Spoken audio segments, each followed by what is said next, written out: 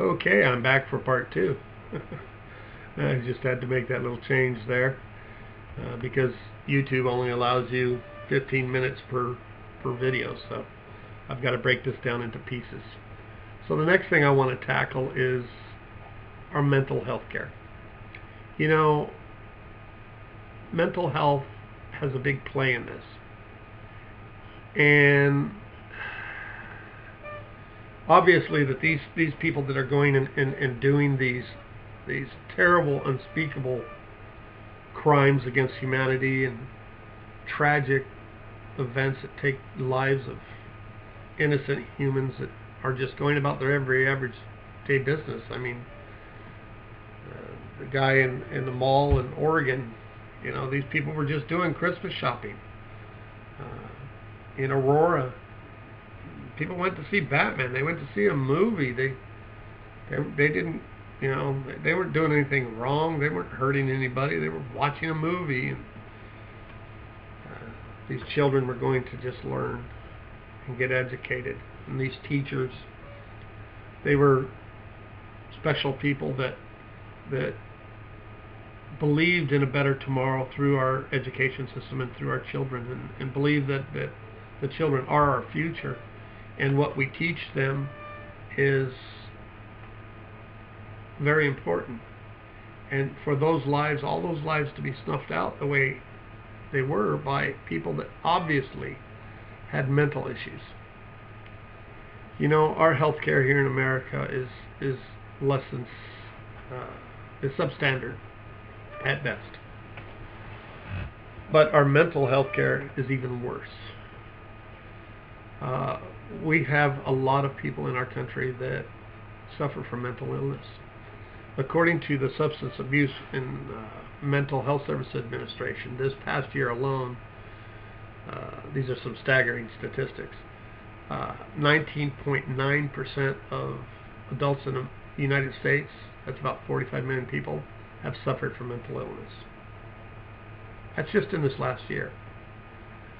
And out of those, about 2.2 million of them made plans to end their lives. They actually gave serious consideration to ending their lives.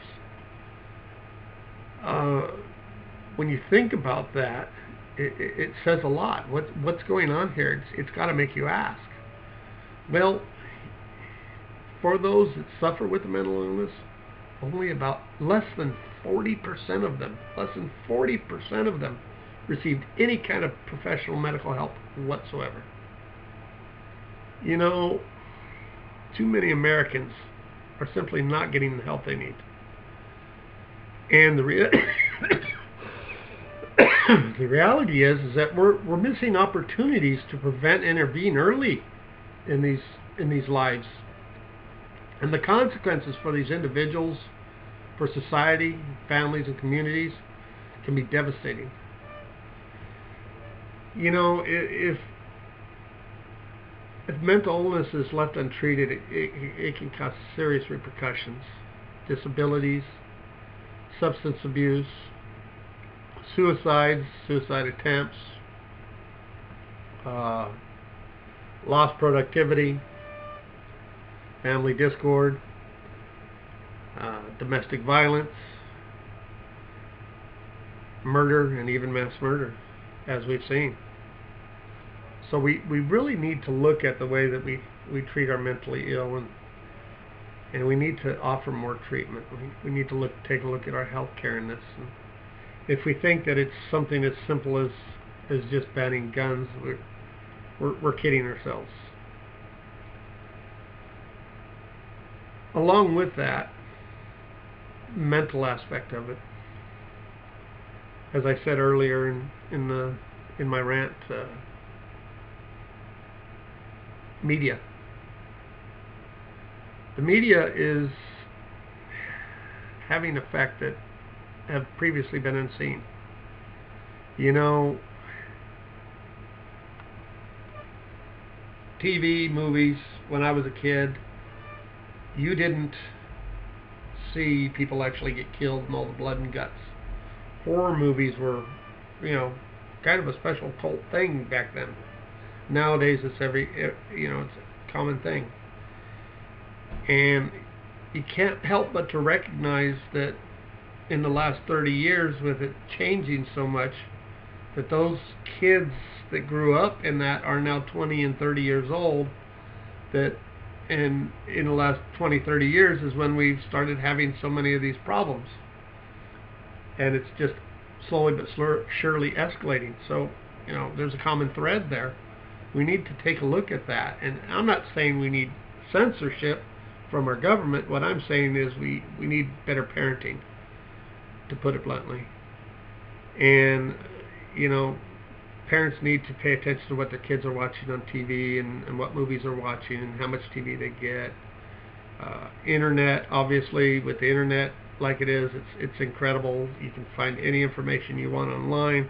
So, of course, parents need to be a parent and make sure that their children are watching the right things on the internet, looking at the right things and not the wrong things, and give them guidance and limit the access. Of course, video games, that's another issue. Some of the games, when I was a kid, we had Pong. Most of the time we played out in the street. We played wiffle ball, or we played frisbee, or football in the street, or what have you. Nowadays, kids spend more time playing video games than they do outside. A lot of these video games are these role-play games, war games, that they desensitize these children to the violence. And, we have to use a little communication skills here and teach our children that, this is not for real. That if you go out and you shoot someone and you kill someone, there's no button for them to push to recuperate and go back to the beginning and start again. That's just not the way real life works. So we need to take a look at those issues, and parents need to, I think our government needs to promote a better parenting skills and what have you, whether it be through education or what have you. We need to do something in that realm. Arming the teachers. The governor of Texas says we need to arm teachers. That's just ridiculous. We've taken and assaulted these teachers. We've taken away their pensions and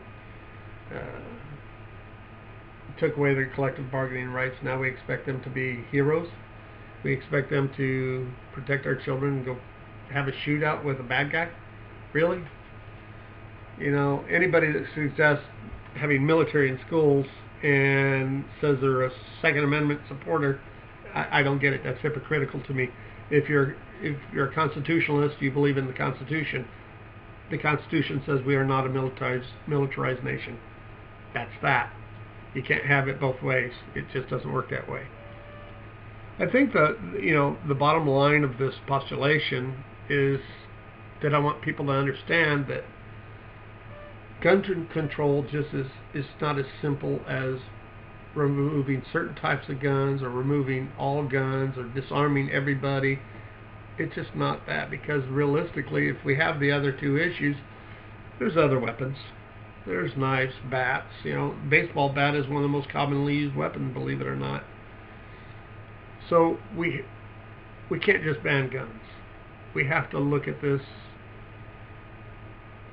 as a bigger issue than just guns. So what I would encourage everyone to do is that if our legislators come back with this nonsense of we're just going to ban guns, we need to stay at them, because they haven't solved the issue. They haven't solved the problem. They might have limited one of the causes, but not all of them.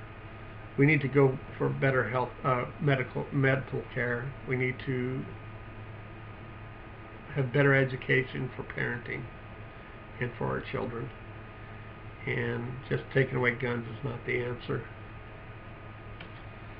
This has been Lenny's takes on guns and gun control. And I appreciate you watching. Have a great day.